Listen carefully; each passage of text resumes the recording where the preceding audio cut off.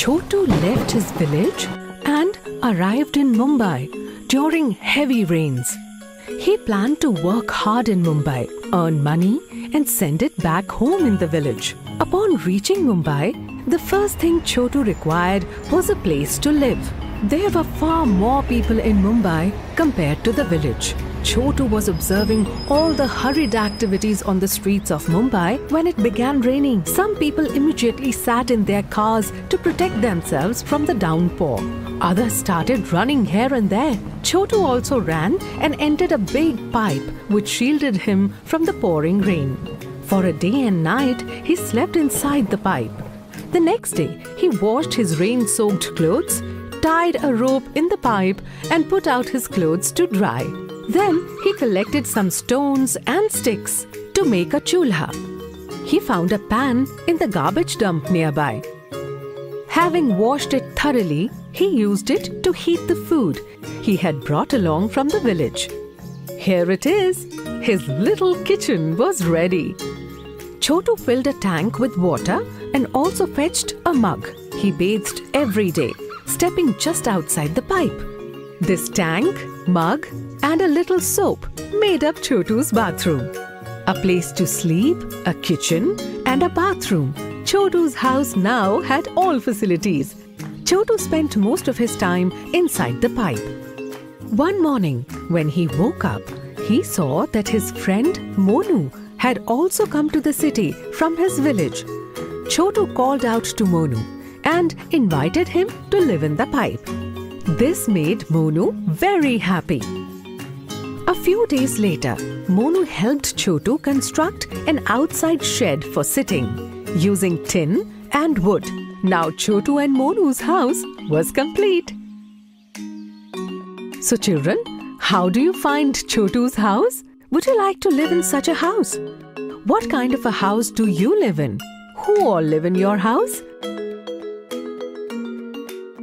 Come, let's now go to Raju's house. Raju's mother, father, his younger sister and his grandmother live in Raju's house. Once Raju got home a kitten. In which part of the house should he keep it?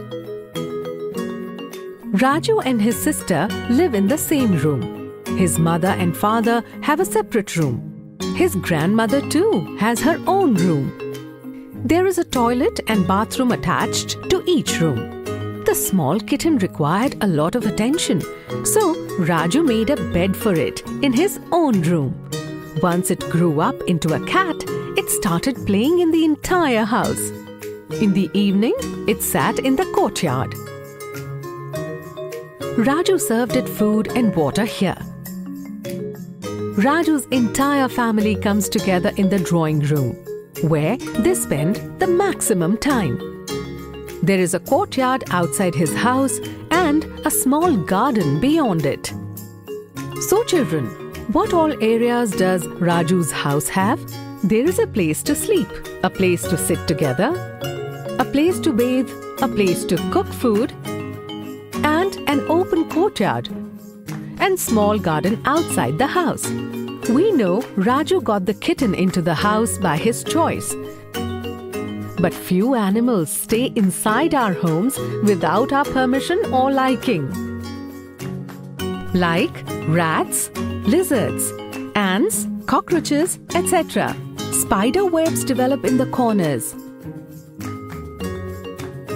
Pests and rats are seen crawling from dirty nooks. To avoid their presence, it is very important to keep the house clean. Pushpa Didi comes to Raju's house to help in the cleaning. After washing and cleaning the entire house, she washes the utensils in the kitchen. She dumps the trash in a municipality bin nearby. Pushpa helps maintain cleanliness inside the house and municipality outside the house. Chotu cleans his house himself. Since his house is in the open, it is easier for dust and pests to come inside. Chotu maintains cleanliness inside and outside the pipe, both, so that his house can stay hygienic and look beautiful too. There is a decorative string adorning the door of Raju's house. Raju's mother also makes rangoli on special festivals and puts up lights to make the house look cheerful and festive.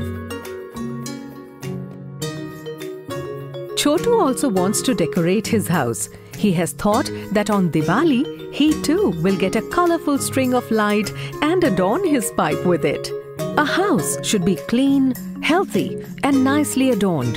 That's when it feels like home. So children, today we learnt about the different parts that make up a house. We went to Chotu and Raju's house to see how many areas are there in the houses, who all live there, where is the kitchen, where is the bathroom, etc. We also observed that other than humans, animals inhabit these homes too, some by choice and some without our liking.